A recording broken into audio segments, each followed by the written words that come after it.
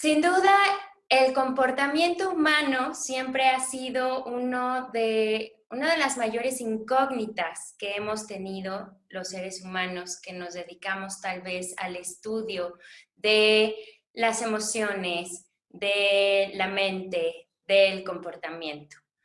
Y este comportamiento se manifiesta muchísimo más cuando estamos en una convivencia con nuestros pares, cuando vamos a la escuela, cuando estamos en una fiesta.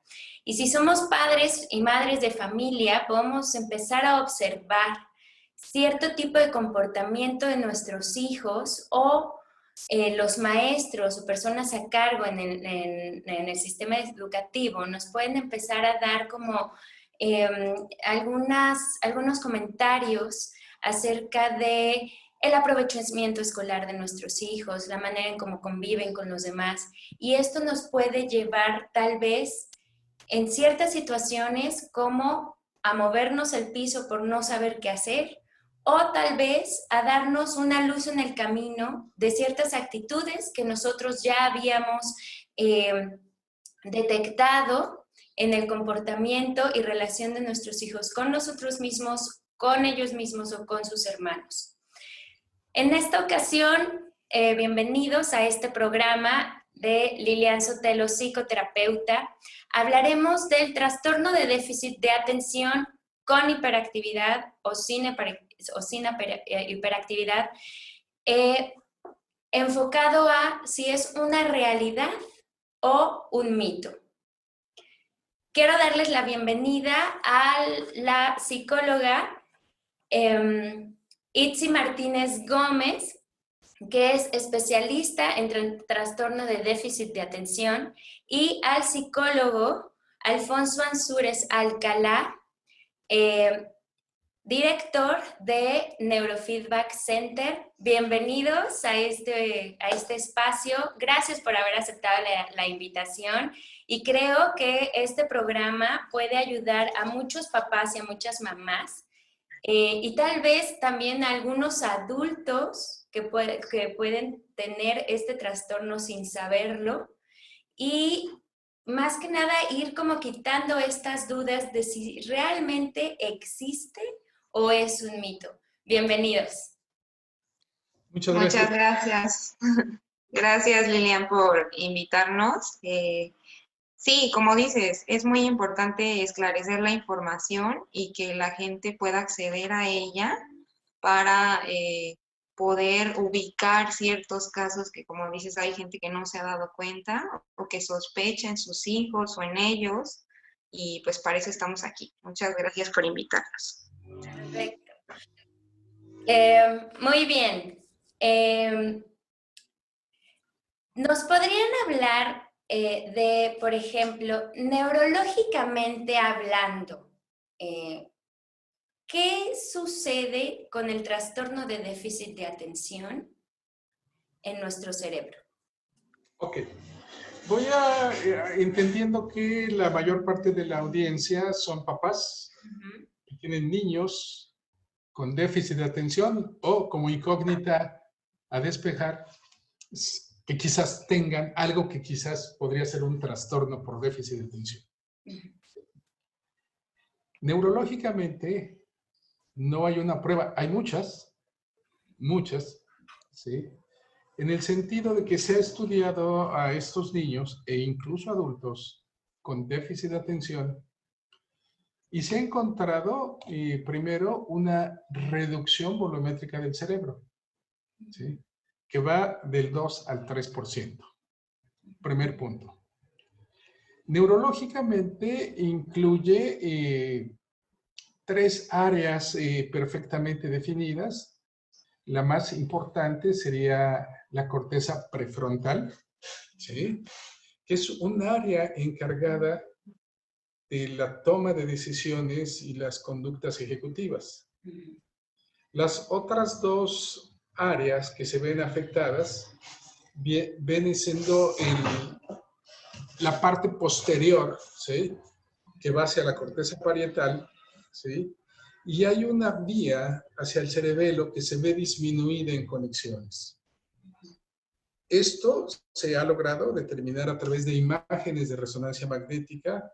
Se han hecho mediciones muy puntuales, ¿sí? De diversas formas, no de una sola, ¿sí? Incluso hay unas partes del cerebro que están debajo de la corteza, ¿sí? Como puede ser el núcleo accumbens, ¿sí? Que también se ha encontrado que tiene una reducción en el tamaño, ¿sí? Y cuando se ve toda la cuestión metabólica del cerebro en imágenes de resonancia magnética, se ve una falta de actividad entre un cerebro considerado normal y un cerebro considerado con déficit de atención. ¿Sí? Ok. Aquí menciona una parte importante, falta de actividad. ¿Cómo se manifiesta esta falta de actividad? ¿O cómo nos podríamos dar cuenta? Ok. Desde el punto de vista neurológico, existen estudios de imagen que nos dan la actividad de flujo sanguíneo hacia ciertas áreas, ¿sí? Y vemos que existen flujos disminuidos. Por lo tanto, no hay la suficiente actividad. Esa es una de las maneras. Ahora, existen estudios de registro como los electroencefalogramas y los mapeos cerebrales que nos indican una lentificación en los ritmos eléctricos cerebrales. No son sujetos a criterio, son muy claros. Cuando un cerebro tiene un ritmo menor al esperado, ¿sí? Entonces, en ese sentido, no hay duda. Ahora, lo más moderno incluso es hacer pruebas, determinar marcadores biológicos o neuromarcadores que bajo la toma de un electroencefalograma se somete al sujeto a ciertas pruebas cognitivas y se determina la falla ejecutiva a través de ver estos marcadores eléctricos. Se llaman potenciales evocados relativos a eventos. ¿Sí? Entonces, por el lado neurológico, hay suficiente prueba de que algo sucede entre la gente que está considerada como normal y la gente que está considerada bajo un trastorno por déficit de la atención. Bien. Ahora, si nosotros como papás no hemos llegado a este punto de realizarle un mapeo cerebral o algún otro estudio, en forma de comportamiento, ¿cómo se manifiesta o cómo podríamos estar probablemente frente a un caso de trastorno de déficit de atención? Ok, este trastorno presenta 3 síntomas principales, ¿no? Va a ser la inatención, que es esta incapacidad de poder mantener la atención en una tarea o en un estímulo por mucho tiempo, ¿no? Entonces, son niños que generalmente manifiestan estar aburridos, ¿no? Todo el tiempo en la escuela, o a lo mejor estoy viendo una película, es que ya me aburrió, ya no. Entonces pasan de una actividad a otra, a otra, a otra, a otra. Pueden estar jugando en un lapso de 1 hora y bajaron 20 juegos, pusieron tantos muñequitos, no acabaron ningún juego, ¿no? Entonces son niños que pasan de una actividad a otra. También son niños muy olvidadizos, son niños desorganizados, son pequeños que tienen dificultad para atender instrucciones, ¿no? O sea, si les decimos una instrucción, un qué hacer que tienen que realizar, tal vez lo dejan a la mitad y lo demás ya no lo realizan, ¿no? Entonces, generalmente tenemos papás que nos dicen, es que siento que mi hijo no me oye, no me escucha, no me hace caso. Le hablo y él está en otro lugar, su mente parece que está, pues, imaginando, creando, ¿no? Entonces, pero no está aquí, no me hace caso. Entonces, por ese lado, uno de los síntomas que más puede observarse y que en la escuela es uno de los mayores reclamos, ¿no? No anotó la tarea, olvidó sus cuadernos, ¿no? Entonces va a tener un poco de dificultades para recordar cosas por lo mismo de que no puede atenderlas, ¿no? Como segundo síntoma principal vamos a tener la hiperactividad, que este es es exceso de actividad motora, que es un poco fuera de contexto, ¿sí me explico? O sea, el niño a lo mejor tiene, niño o adulto, ¿no? Tiene que estar haciendo una tarea o incluso comiendo con la familia y él se para, va por agua, ¿no? En la escuela va a sacar punta, va al baño. Entonces ya se paró 20 veces mientras que todos estuvieron haciendo sus deberes, ¿no? Entonces va a ser esta actividad excesiva que está fuera de contexto, que no tiene necesidad de ser. Entonces son papás que generalmente manifiestan, es que mi hijo parece que tiene pilas inagotables, o sea, parece, en verdad tiene una energía y tiene, o sea, todo el día y ya son las 10 y todavía no, ¿no? Entonces va a haber mucha actividad. Okay. Por último, vamos a tener un síntoma que se llama impulsividad, que es esta incapacidad de pensar las acciones antes de hacerlas, ¿no? Entonces vamos a tener generalmente pequeños que tienen, aparte de la excesa actividad motora, van a tener conductas que son fuera de contexto, en sentido de que van a ser muy impulsivos al decir algo que no se tendría que decir socialmente, ¿no? Entonces no van a tener filtro, son niños que no tienen filtro. Son niños que a lo mejor jugando no se dan cuenta y no prevén el riesgo de sus acciones. Entonces son niños muy aventados de alguna manera, ¿no? Son niños que hacen cosas que no prevén los riesgos de las cosas que hacen, ¿no? Entonces, por ese lado vamos a tener también pequeños que no piden o no respetan su lugar, o sea, es como el orden de las cosas, ¿no? Ellos quieren primero, yo quiero primero. Entonces van a tener incluso conflictos con los pares por esas situaciones, ¿no? Los niños a una cierta edad arman un juego organizado y generalmente es como de, no, es que ese niño no siempre quiere hacer todo y no nos deja jugar, ¿no? Entonces vamos a presentar ciertos síntomas que van a dificultar su proceso escolar, su proceso familiar, su proceso social, ¿no?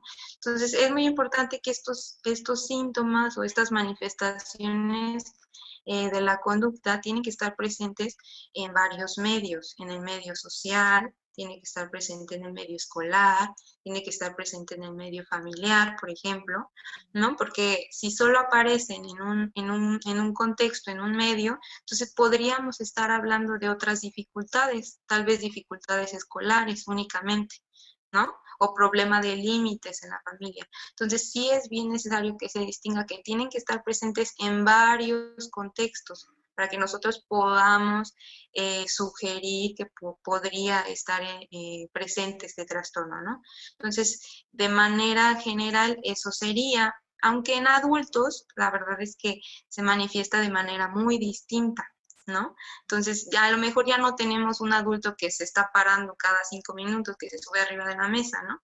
Pero tenemos un adulto que generalmente está muy distraído, que está en las nubes, ¿no? O que esta impulsividad o esta hiperactividad se vuelve mental, o sea, que va de un pensamiento a otro, entonces va de aquí para allá, de aquí, pero ya no necesariamente está ese factor hiperactivo, ¿no? De excesividad motora, se manifiesta un poco distinta, pero más o menos son las claves o los factores en los que nos podemos dar cuenta de que algo está, ¿no? Algo está fallando por ahí, algo no está muy bien. Ok, entonces, recapitulando todo esto que nos dices, es en primer lugar desatención y olvido de ciertas cosas en cada uno de los ámbitos donde se desenvuelve el niño, no solo en el escolar, sino también en el familiar, hiperactividad e impulsividad, ¿no? De estos, de que no puedo esperar mi turno y etcétera, ¿no? Aquí creo que es importante hacerles ver a los papás que estos 3 puntos que mencionas son, vamos, de manera involuntaria, por lo que antes decía el doctor, ¿no? Por esta cuestión de falta de que te llegue el impulso eléctrico al cerebro, esta distribución sanguínea, ¿no? ¿Es así?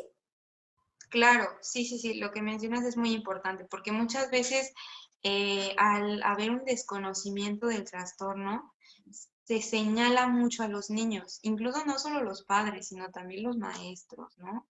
Por eso es que es tan importante este tipo de charlas, este tipo de información, porque se señala a los niños y se piensa que lo hacen a propósito, que son niños que lo hacen porque quieren, porque no quieren atenderte, porque no quieren escucharte, ¿no?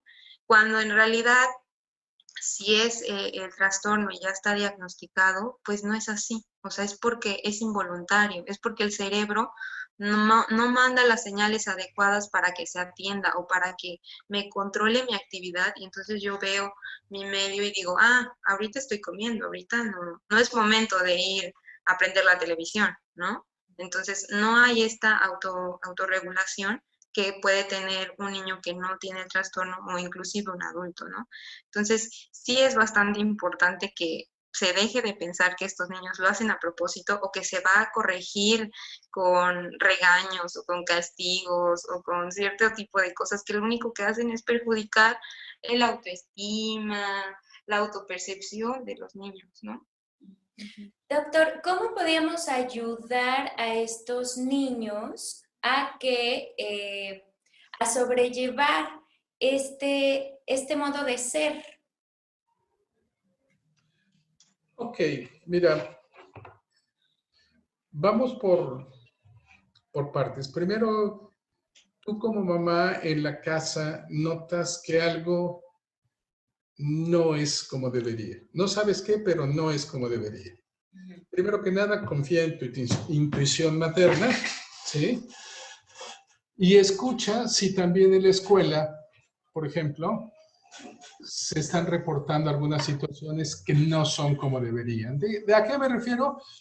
A que el comportamiento social no es el que debería, a que el rendimiento escolar no es el que debería de ser, de acuerdo con su edad. En ese momento tú tienes 3 caminos. ¿Quieres corroborar si existe o no? Ya escuchaste la palabra déficit de atención, ya alguien te sugirió, mi hijo tenía lo mismo y lo llevé a tal lado, etcétera, ¿por qué no haces esto o aquello? Ok, como mamá tienes 3 caminos. Ir con un especialista, que puede ser un psicólogo, puede ser un neuropediatra o puede ser un psiquiatra. Ahora, cada uno de ellos va a ejecutar una consulta en cierto modo distinta, porque se va a basar en diferentes exámenes. Por ejemplo, un psicólogo quizás te va a aplicar un cuestionario, que es un cuestionario básico sobre los síntomas existentes o no existentes. Estos cuestionarios aparecen en los manuales de psiquiatría, conocidos como los libros DSM.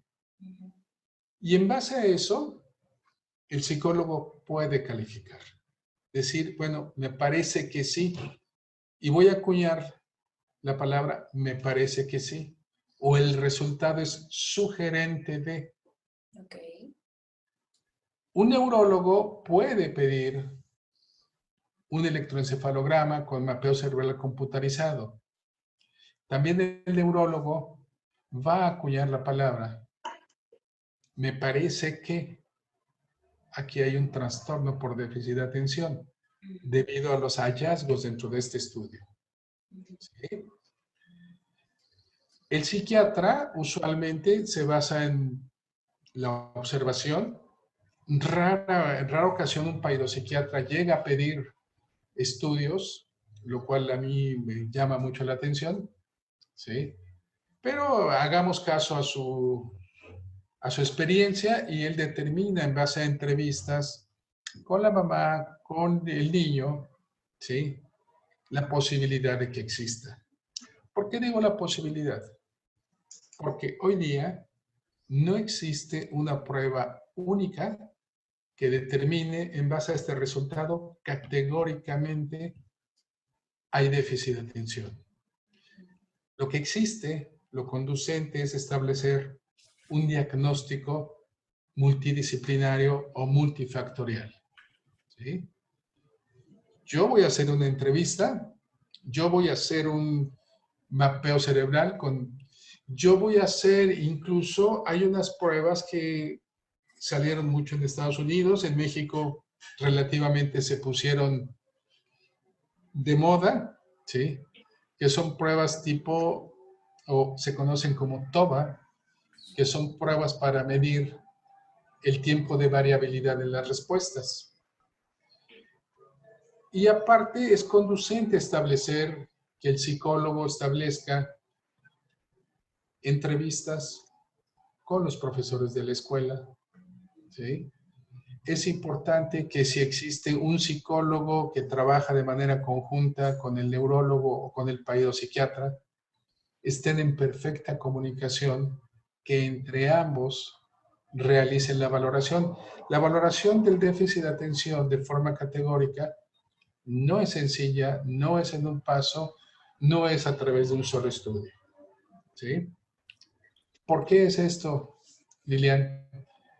El déficit de atención, según las estadísticas más formales que existen, se manifiesta de manera única apenas en el 35% de las personas que han sido diagnosticadas con ese trastorno. Esto quiere decir que el otro 65% tiene el déficit de atención y cuando menos otro trastorno más, ¿sí? Y ahí es donde empieza un problema. Por ejemplo, en estos niños hay mucho problema de aprendizaje, ¿sí? Pero un psicólogo inexperto sumaría el problema de aprendizaje y lo clasificaría como un síntoma del TDA o como una consecuencia del TDA. Son dos cosas distintas, ¿sí? Encontramos niños que tienen problemas de ansiedad, que tienen problemas de depresión, ¿sí?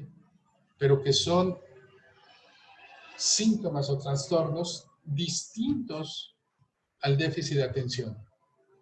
Pero están ahí en ese 65% de esos niños que tienen más de un trastorno.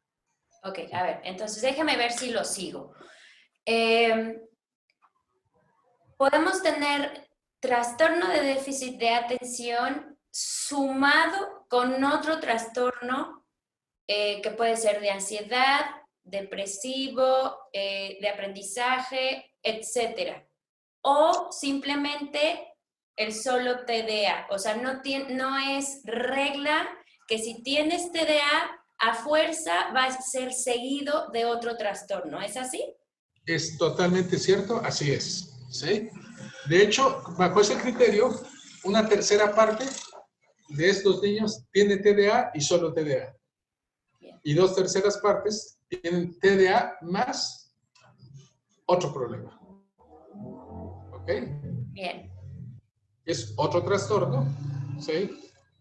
Y que están referidos a los que acabas de mencionar, ¿sí? Son trastornos conductuales, son trastornos emocionales, son trastornos del aprendizaje.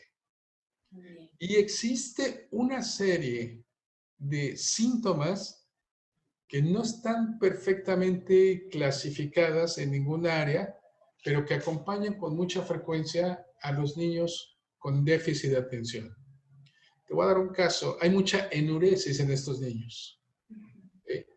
Y difícilmente en la bibliografía se ve la enuresis como una parte de una, porque no lo es. El problema es que el déficit de atención lo causa una inmadurez neurofisiológica, una inmadurez cerebral, ¿sí?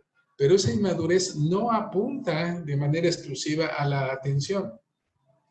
La inmadurez atañe a otros campos del desarrollo de la persona y, por ejemplo, el tracto urinario podría estar inmaduro y por eso el niño no tiene un control de la micción nocturna, ¿sí? Tenemos un problema a veces visual, ¿sí? Vemos que el niño tiene dislexia, pero es porque la inmadurez está afectando a la corteza visoespacial. O tenemos un problema de coordinación motora, ¿sí? Porque la inmadurez afecta a la corteza motora y premotora, ¿sí? Entonces, todo esto de momento se quiere meter como parte del déficit de atención y no lo es. ¿Sí? Entonces, muchas veces el éxito del tratamiento depende de esta discriminación de síntomas para poder establecer el diagnóstico correcto y luego entonces sugerir el tratamiento más favorable. Si yo me equivoco en el diagnóstico, dalo por hecho. El tratamiento que venga, quién sabe cuál va a ser el resultado, pero no va a ser el favorable. ¿Sí? Entonces, esta parte es muy, muy importante. ¿Sí? Que exista un diagnóstico perfectamente diferenciado de dónde está la situación neurológica del niño y qué campo se está afectando. ¿Sí? Bien. Ahora, ¿cómo se siente un niño, Itzi, con trastorno de TDA? O sea, ¿ellos pueden percibirse diferentes a los demás? Puede ser que exista esta percepción de diferente o incluso con connotaciones negativas, pero no por ellos, sino por la retroalimentación que van a empezar a tener externa, ¿no? De los maestros, de los padres. Entonces, es muy importante que exista este conocimiento de cómo poder ayudar a un pequeño con déficit de atención, porque con relación a esto vamos a permitir que ellos se perciban favorable o desfavorablemente, ¿no? Entonces, si nosotros generamos un ambiente de persecución, inclusive en la escuela, ¿no? Que es etiquetado como el niño que siempre tiene los problemas, ¿no? Que nunca se casa, el niño que siempre está parado y nunca, ¿no? Entonces, o en la casa, la mamá, no sé por qué mi hijo es así, ¿qué hice? A lo mejor no pongo límites correctamente, ¿no?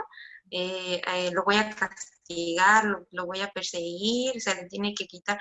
Entonces, si tiene un medio que le retribuye constantemente etiquetas negativas de lo que no hace bien, vamos a tener niños con autoestima muy baja, vamos a tener niños que se autoperciben que tienen algo mal, que algo está mal con ellos, ¿no? En cambio, si damos un acompañamiento como padres o como maestros, ¿no? Que aparte de su tratamiento ya nos informamos, ya estamos conscientes en qué consiste, ya sabemos cómo ayudar, pero aparte le brindamos las herramientas a este pequeño para que no solo perciba las cosas que se le dificultan, a lo mejor se le dificulta poner atención, a lo mejor se le dificulta estar quieto, ¿no?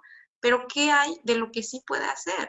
A lo mejor es un niño con una excelente creatividad, a lo mejor es un niño que es excelente para los deportes, a lo mejor es un niño, ¿no? Entonces, a lo mejor tiene dificultades, sí, como todos, pero también tiene virtudes, también tiene cosas buenas, también tiene cosas que hay que rescatar. Entonces, muchas de las cosas que generalmente hacemos con los papás es intentar que vean esta otra perspectiva, ¿no? No solo señalar lo malo, es más, inclusive hasta obviarlo, ¿no? Es decir, bueno, no se lo voy a recalcar 3 veces al día, ¿no? Tantas, no, o sea, no es necesario. Él ya lo sabe, lo percibe, a lo mejor ya está recibiendo un tratamiento, ¿no? A lo mejor ya va saliendo.